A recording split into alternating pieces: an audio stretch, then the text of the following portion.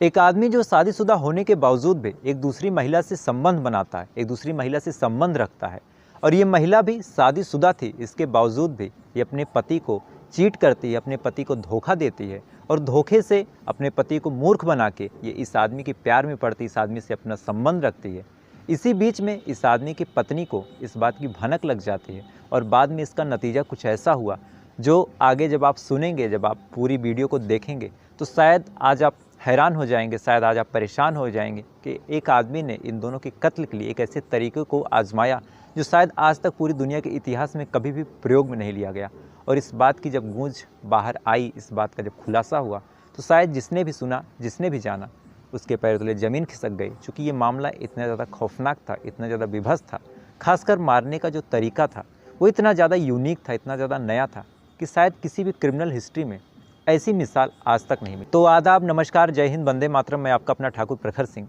आज मैं जिस कहानी के साथ, जिस सच्ची घटना के साथ हाजिर हुआ हूँ, इस कहानी को बताने का, इस कहानी को सुनाने का जो सबसे बड़ा कारण है, जो सबसे बड़ा मोटिव है, वो यही है कि आदमी किसी तांत्रिक के चक्कर में फंस जाता है, कहीं गलत काम करने लगता है और हमेशा गलत काम का कैसा नतीजा होता है और अंधविश्वास में पड़ने के बाद कैसे लोग अपने जीवन से हाथ धो बैठते हैं। और तांत्रिक ने भी, जिसने ये सारा काम किया, उसने एक ऐसे तरीक़ों को आजमाया, एक ऐसे रास्ते को चुना जो अपने आप में इतना खौफनाक था, इतना ज़्यादा विभत्स था कि शायद इसकी कोई मिसाल न इससे पहले तक मिली, और ईश्वर से यही प्रार्थना है कि इसकी कोई दूसरी मिसाल आगे भी ना मिले। तो ज़्यादा समय न लेते हुए सीधा चलता हूँ आज की इस कहानी के ऊपर। लेकिन कहानी शुरू करूँ उससे पहले आप लोगों की बड़ी शिकायतें थी कि वीडियो में बड़ी आवाज़ें आती हैं, तो आज मैंने डबल माइक यूज किया है, कुछ एक्सटर्नल चीज़ें यूज की है। मेरा पूरा प्रयास है कि आज आपको अच्छी से अच्छी वीडियो, अच्छी से अच्छी ऑडियो क्वालिटी आपको प्रोवाइड कराऊँ। आपकी बात, आपका ये सवाल बड़ा जायज़ है। अगर वीडियो में इधर उधर की आवाज़ें आती रहती हैं तो वीडियो को सुनने का कोई मतलब नहीं है। फालतू में आपका डाटा मेरे द्वारा जो अब तक बर्बाद हुआ, शायद आज भी हो, चूँकि अभी मैं रिकॉर्ड कर रहा हूँ, मुझे नहीं पता कि इसका रिज़ल्ट कैसा आएगा, तो उस सब के लिए मैं खुद को जिम्मेदार मानता हूँ और आपसे माफ़ी भी चाहता हूँ। लेकिन इसके बाद भी आपने इतने प्यार से वीडियो को देखा, इतना प्यार दिया, उसके लिए तो कोई शब्द ही नहीं है। कोट कोट धन्यवाद आपका। तो काफ़ी समय ले लिया, तो अब सीधा चलता हूँ आज की इस कहानी के ऊपर। तो इस कहानी की शुरुआत होती है राजस्थान के उदयपुर में। एक थाना लगता है, गोगुदा थाना, और वहीं पे एक जंगल है किलावड़ी। 18 नवंबर इसी साल को उसी जंगल में सुबह सुबह 2 लाशें मिलती हैं। लाश एक कपल की थी, एक जोड़े की थी। दोनों जोड़े बिना कपड़ों के थे, थोड़े बोड़े कपड़े उनके शरीर पर लिपटे हुए थे। शरीर के जो चमड़े थे, खासकर जो प्राइवेट पार्ट के चमड़े थे, वो उखड़ चुके थे और मानो ऐसा लग रहा था कि दोनों जैसे एक दूसरे से चिपक गए हों और किसी ने इन्हें खींच के इस तरह, इस कदर अलग किया है कि उखाड़ते समय इन दोनों के चमड़े भी उखड़ गए हैं। अब ये लाश जब आसपास के लोग देखते हैं तो उनके अंदर एक सिहरन पैदा हो जाती है कि इतनी खौफनाक लाश, इतनी भयानक लाश जिसके बॉडी के सारे चमड़े, सारी स्किन निकल चुकी है, प्राइवेट पार्ट बुरी तरह जख्मी है, दोनों बिना कपड़ों के हैं। तो ये चीज़, ये मंज़र, ये खौफनाक नज़ारा जब वो लोग देखते हैं तो सीधा सीधा पुलिस थाने में फ़ोन करते हैं। अब पुलिस आती है, जैसे पुलिस शव को देखती है एक तरह से उनके भी पैरों तले ज़मीन खिसक जाती है, क्योंकि शायद ऐसा मंज़र, ऐसा नज़ारा पुलिस वालों ने अपनी ज़िंदगी में पहली बार देखा था। अब इसके बाद पुलिस जब आती है, लाश को कब्ज़े में लेती है, तो पुलिस के पास सबसे बड़ा सवाल यही था कि ये लाश आखिर है किसकी, और इस लाश को इस लाश लायक बनाया किसने, आखिर किसने इन दोनों का कत्ल किया, और ये दोनों आखिर हैं कौन। ये सवाल आसपास के लोगों के साथ साथ पुलिस के भी जहन में कहीं ना कहीं गूंज रहा था। पुलिस वाले लाश को पोस्टमार्टम के लिए भेजते हैं और कायदे से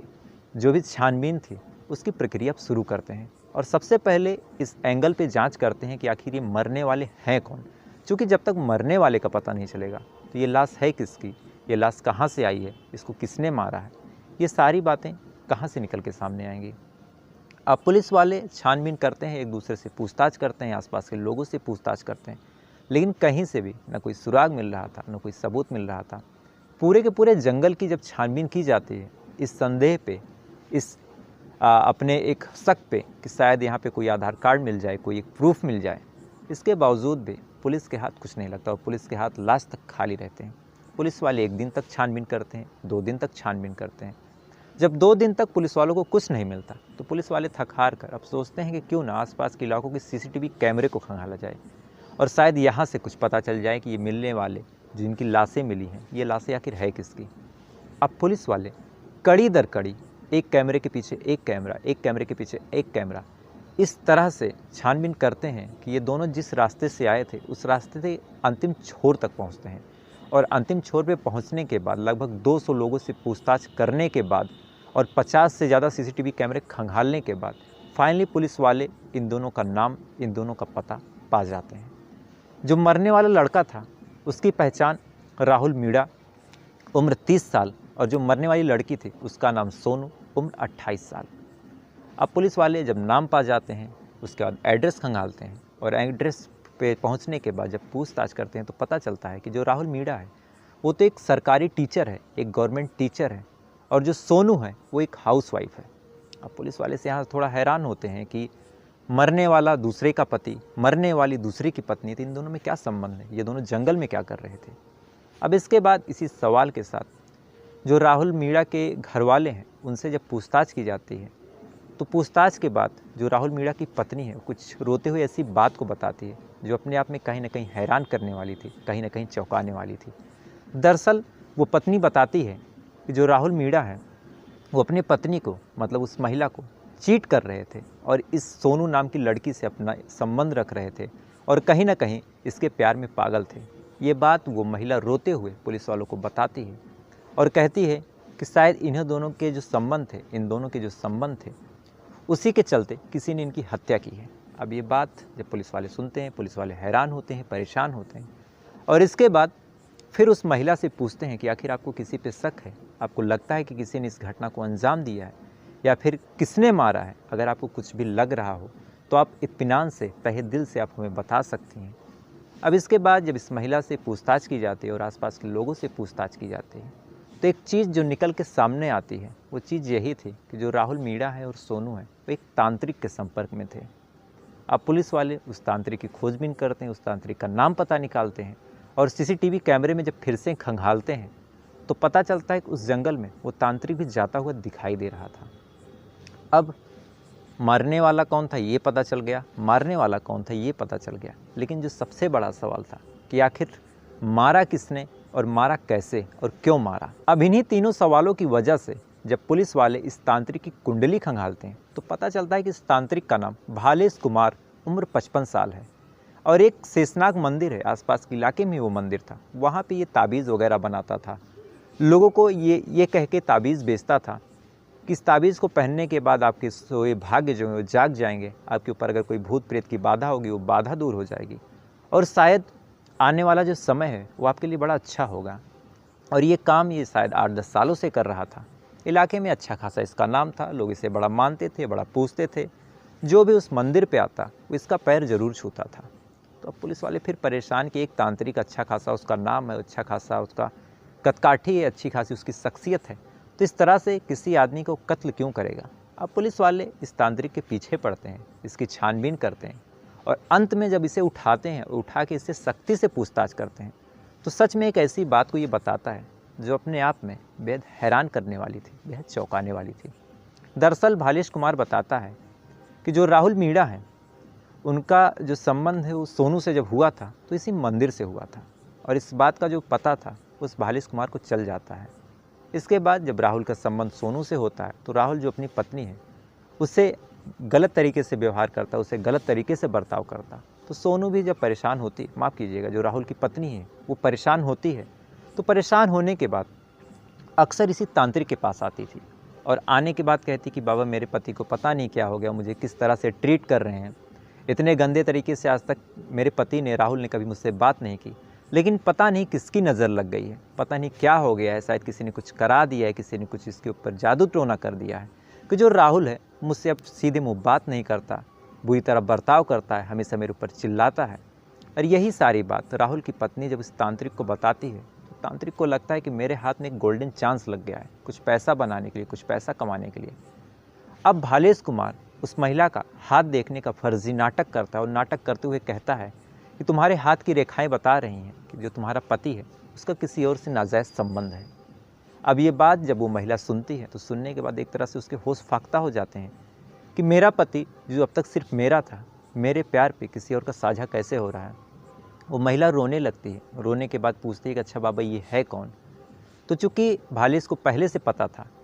कि ये लड़की कौन है, ये महिला कौन है। तो भालेश बड़े कॉन्फिडेंस के साथ उस महिला का नाम बताता है और कहता है कि इस महिला का नाम सोनू है और यही तुम्हारे गृहस्थ जीवन को बर्बाद कर रही है। अब जो राहुल की पत्नी है जब ये बात सुनती है तो सुनने के बाद भाग के घर जाती है और घर जाने के बाद जैसे ही राहुल अपने काम से लौट के आता है तो उससे लड़ने लगती है और कहती है ये सोनू कौन है और तुम इसके प्यार में क्यों पड़े हो। अब ये सवाल जैसे ही राहुल सुनता है तो सोनू के नाम से पहले ही उसके पैरों तले ज़मीन खिसक जाती है कि इसका जो भांडा है उसके पत्नी के आगे फूट चुका है। अब सोनू और राहुल अपने आप से जब एक दूसरे से बात करते हैं और उन्हें लगता है इनका जो भांडा है किसने फोड़ा, इस बात की पूछताछ करते हैं और जब कहीं से भी इन दोनों को पता नहीं चलता कि आखिर बताया कौन, तो राहुल फिर अपने घर आता है और अपनी पत्नी से माफ़ी वगैरह मांगता है और मांगने के बाद कहता है कि अच्छा तुम बता दो तुम्हें ये खबर किसने दी, ये जानकारी किसने दी। जो राहुल की पत्नी है वो पिघल जाती है और कहती है कि मैं तांत्रिक बाबा के पास गई थी और बाबा ने ही मुझे बताया कि तुम दूसरी लड़की के संपर्क में हो। अब ये बात जब राहुल सुनता है और सोनू सुनती है तो ये दोनों फिर उस बाबा के पास जाते हैं उसे समझाने के लिए कि आप मेरे प्यार में ना पड़ें, मेरे बारे में ना बताएं। लेकिन इसी बीच जो भालेश कुमार है उसकी जो नज़र है जब वो सोनू को देखता है और फिर से देखता है और करीब से देखता है तो सोनू के प्यार में वो खुद पागल हो जाता है, क्योंकि सोनू जो थी बेहद खूबसूरत थी। अब भालेश सोनू के प्यार में पागल, इधर राहुल भी सोनू के प्यार में पागल। नतीजा ये हुआ जब ये बात राहुल को और सोनू को पता चलती है कि ये जो तांत्रिक है ये खुद सोनू पे गंदी नज़र रख रहा है, तो ये दोनों भालेश के पास आते हैं। भालेश को धमकाते हुए कहते हैं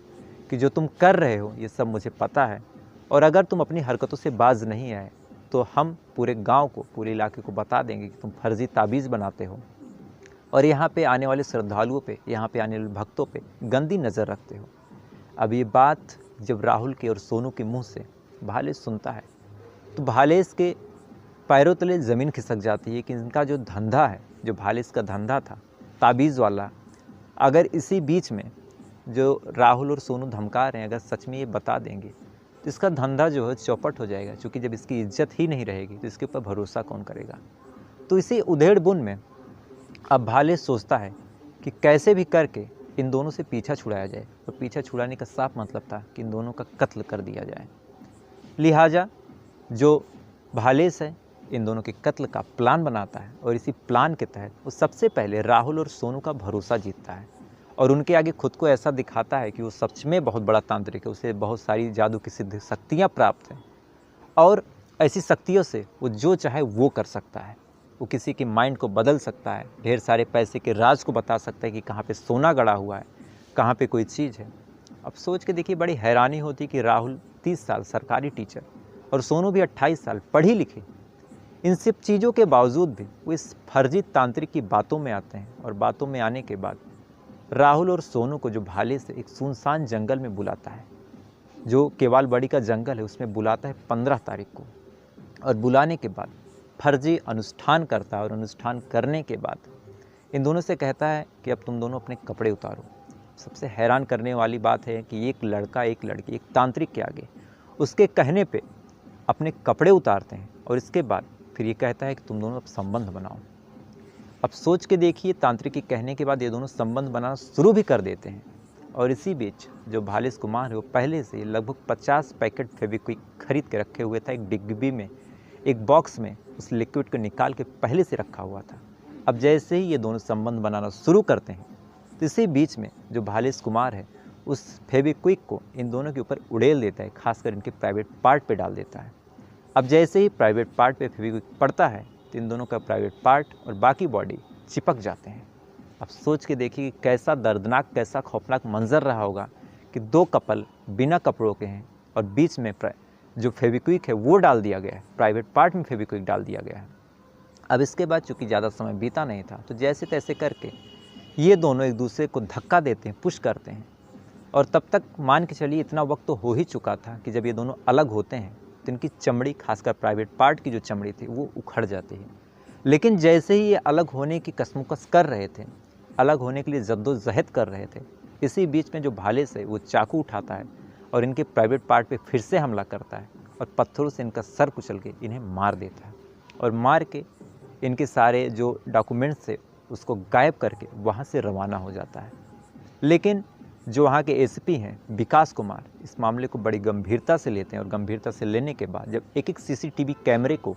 एक एक चीज़ को खंगालते हैं और 200 से 250 लोगों से जब पूछताछ करते हैं, 50 से 60 सीसीटीवी कैमरे को खंगालते हैं और लगभग 5 से 6 दिन तक बिना खाए पिए बिना सोए कड़ी मशक्क़त करते हैं, इसके बाद ये मामला जब निकल के सामने आता है, अभी कल ही ये मामला निकल के सामने आया और आगे जब आप न्यूज़ में देखेंगे कल या परसों आपके सामने अखबारों में आए या फिर अलग प्लेटफॉर्म पे आए, तो जब आप पढ़ेंगे और अभी तक जिन लोग पढ़ रहे हैं, जो लोग इस खबर को सुन रहे हैं, सबके होश फाख्ता हो चुके हैं कि कैसे एक तांत्रिक अपना राज छुपाने के लिए और एक लड़की के प्यार में पागल होने की वजह से उस लड़की को पा ना सका, इस जलन में इतने गंदे तरीके से कत्ल करता है कि शायद कत्ल होने के बाद उनकी इज्जत आबरू भी तार तार होती है और इतनी दर्दनाक मौत शायद कोई किसी दुश्मन को भी ना दे। तो फिलहाल ये थी पूरी कहानी। शायद मेरा पूरा प्रयास यही था कि ऑडियो आवाज़ अच्छी आई हो, और अगर अच्छी आई होगी तो प्लीज़ बताइएगा, नहीं आई होगी तो वो भी बताइएगा, मैं फिर उसमें और सुधार करूँगा, कुछ अलग रिसोर्सेज अपनाऊँगा। तो फिलहाल ये थी पूरी कहानी। उम्मीद है कहानी आपको पसंद आई होगी, और अगर पसंद आई हो तो वीडियो को एक लाइक कर लीजिएगा, चैनल को सब्सक्राइब कर लीजिएगा, और कोई सुझाव कोई सजेशन अगर आप देना चाहें तो प्लीज़ दे दीजिएगा। तो अब आपसे कल फिर मुलाकात होगी किसी नई कहानी के साथ। तब तक अच्छे रहिए, खुश रहिए। जय हिंद, वंदे मातरम।